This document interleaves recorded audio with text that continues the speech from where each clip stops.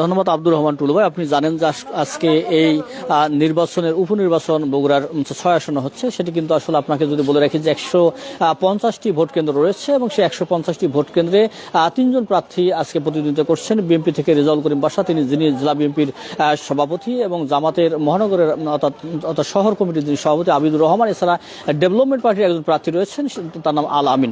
আপনাকে যদি বলে রাখি যে আমরা সকাল 7:30 থেকে আমরা বিভিন্ন কেন্দ্রে গিয়েছি এবং সেই কেন্দ্রে আমরা দেখতে পাচ্ছি যে খন্ড খন্ডভাবে বিভিন্ন ভোটার আসছেন এবং তারা কিন্তু ভোট অর্থাৎ প্রয়োগ করছেন। আপনাকে একটি বিষয় বলে রাখি যে অর্থাৎ বগুড়ার মানুষ কিন্তু উন্নয়ন দেখতে চায়, অর্থাৎ বগুড়ার উন্নয়নের স্বার্থেই তারা কিন্তু ভোট দিতে চান এবং যে দল অর্থাৎ ক্ষমতায় আসবে, যিনি বগুড়ার উন্নয়ন করবে এমন প্রার্থীকে কিন্তু ভোট দিতে চান। আমি একজন গণমাধ্যম কর্মীর সাথে কথা বলতেছি, বগুড়ার সিনিয়র গণমাধ্যম কর্মী মহসিন আলী রাজু। আপনাকে স্বাগত জানাচ্ছি বাংলাদেশ প্রতি। আপনার কাছে জানতে চাই যে এই যে আজকে ভোট গ্রহণ চলছে, ভোটের পরিবেশ কেমন দেখছেন এবং অর্থাৎ সার্বিক পরিস্থিতি একটু আমাদেরকে বলবেন। হ্যাঁ, আপনাকে ধন্যবাদ। ভোটের পরিস্থিতি বগুড়ায় ভালো। কেন্দ্রগুলোতে নিয়মিতভাবে ভোটাররা সকাল 7:30 থেকে আসছে এবং নিজের নিজের ভোট শান্তিপূর্ণভাবে দিয়ে চলে যেতে পারছে। কোনো কোনো কেন্দ্রে একটু ছোটখাটো ভোটারের লাইন আছে, আর বেশিরভাগ কেন্দ্রে কিন্তু ভোটারের লাইন নাই। এর অর্থ এটা নয় যে এখানে কম ভোটার উপস্থিতি হচ্ছে।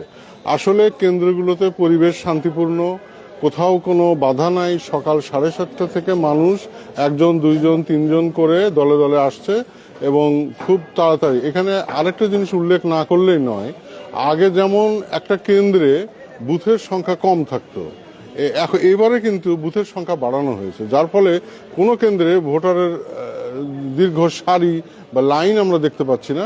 কিন্তু তার অর্থ এই নয় যে ভোটার উপস্থিতি কম। আরেকটা জিনিস, আমি বগুড়া সিটি স্কুল, ঠনঠনিয়া মাদ্রাসা, পিটিআই ভোট কেন্দ্র এবং নারুলি, এবং এখানে যেখানে দাঁড়িয়ে আছে এটা বগুড়া জেলা স্কুল কেন্দ্রে একটা জিনিস খুবই আমার কাছে আশ্চর্য মনে হয়েছে, যেখানে যারা সংখ্যালঘু সম্প্রদায়ের ভোটার রয়েছে এবং সংখ্যালঘু সম্প্রদায়ের যে নারী ভোটার, তারা সম্ভবত এই উপনির্বাচনে 100% ভোট দিবে। এবং এটা পরিষ্কার যে এই ভোটের যে ফলাফল, সেই ফলাফলে আমার কাছে মনে হয়েছে হিন্দু ভোটার এবং হিন্দু নারী ভোটাররাই হবে নির্ণায়ক। এবং এই ভোটে আমি এটা পরিষ্কারভাবে আরেকটি সিগন্যাল পাচ্ছি, সেটা হচ্ছে এখন যে সময় প্রায় 3 ঘন্টা পার হয়ে গেছে। তো এখানে এ পর্যন্ত বিভিন্ন কেন্দ্রে যে পরিমাণ ভোটার উপস্থিত হয়েছেন, শেষ পর্যন্ত ভোটের শতাংশ অবশ্যই 50-এ ছুবে অথবা 50+ হবে বলে আমার অভিজ্ঞতা বলছে। অসংখ্য ধন্যবাদ। কথা বলছিলাম মহসিন আলী রাজু, তিনি বগুড়ার সিনিয়র গণমাধ্যম কর্মী। আপনি জানেন যে এই 150টি কেন্দ্রের র্যাব, পুলিশ, বিজিবির সমন্বয়ে আইন শৃঙ্খলা পরিস্থিতি কিন্তু ঢেলে সাজানো হয়েছে এবং 4,50,000 ভোটার তাদের ভোটাধিকার প্রয়োগ করবেন। আমি কথা বলতে চাই বগুড়া জেলা যুব দলের সভাপতি জাহাঙ্গীর আলম। আপনি বিভিন্ন কেন্দ্রে গেছেন, ভোটের পরিবেশ কেমন দেখছেন? এবং এই আমরা জানি যে বিগত 17 বছরে কিন্তু বগুড়ায় কোনো উন্নয়ন হয়নি। উন্নয়নের পক্ষে বগুড়ার ভোটাররা রায় দেবেন কিনা একটু আমাদেরকে বলবেন। ধন্যবাদ আপনাকে। আপনার শেষের অংশ থেকে বলি, আমাদের ভোটাররা অবশ্যই উন্নয়ন অংশগ্রহণের জন্যই ভোটের রায় দিবে বলে আমরা প্রত্যাশী। কারণ আপনারা জানেন যে দীর্ঘ প্রায় সবাই 15 বছর বলে, 15 বছর না, প্রায় 20 বছর বগুড়া 2006 সালের পর থেকে কোনো উন্নয়নমূলক কাজ বগুড়াতে হয়নি। এখন আমাদের মাননীয় প্রধানমন্ত্রী জনাব তারেক রহমানের ছেড়ে দেওয়া এই আসনে মানুষের প্রত্যাশা যে মাননীয় প্রধানমন্ত্রী তারেক রহমান বগুড়াকে নিয়ে তার যে একটি সুন্দর পরিকল্পনা রয়েছেন, এই পরিকল্পনাটাকে বাস্তবায়নের জন্যই তার একজন প্রতিনিধি এখানে প্রয়োজন। সেই প্রতিনিধি হিসেবে ধানের শীষের প্রার্থী রেজাউল করিম বাশাকে মানুষ ভোট দিয়ে জয়যুক্ত করবেন, যাতে করে দ্রুত এই 5 বছরের মধ্যে বিগত 20 বছরের যে আমরা বৈষম্যের শিকার হয়েছি বগুড়াবাসী, এই বৈষম্য আমরা দূরীকরণ করব উন্নয়নের মাধ্যমে। জানেন এখানে আমাদের যদি যুব সমাজ বলেন, আমাদের শিক্ষিত ছাত্র সমাজ অনেক বেকার রয়েছেন। কারণ একটাই, বগুড়ার ছেলে যেখানে চাকরি পরীক্ষা দিয়েছেন রিটার্নে সবাই টিকেছেন।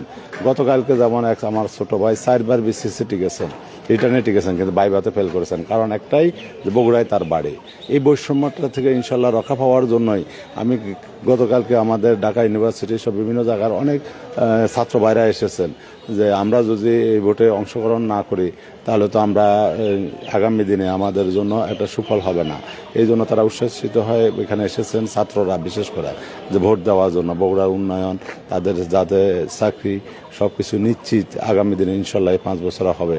এই জন্যই এই ভোটটা অত্যন্ত বগুড়াবাসীর জন্য অত্যন্ত গুরুত্বপূর্ণ। অসংখ্য ধন্যবাদ। কথা বলছিলাম বগুড়া জেলা যুব দলের সভাপতি জাহাঙ্গীর আলম। তিনি কিন্তু বলছেন যে 17 বছর যে বগুড়া অর্থাৎ উন্নয়ন বঞ্চিত ছিল, সেই বগুড়াকে অর্থাৎ উন্নয়নের ধারায় ফিরিয়ে আনার জন্য তারা কিন্তু ভোট দিতে চান, সেই প্রার্থী তারা বেছে নেবেন, এমনটা কিন্তু বলছেন। আমি একটু কথা বলতে চাই আরেকজন গণমাধ্যম সিনিয়র গণমাধ্যম কর্মী চপল সাহা। তিনি কিন্তু দীর্ঘদিন থেকে বগুড়ার মাঠে প্রান্তরে আপনি সংবাদ সাংবাদিকতার সাথে জড়িত। আজকের এই ভোট সম্পর্কে আপনার একটু মূল্যায়ন জানতে চাই, একটু জানতে চাই আমরা।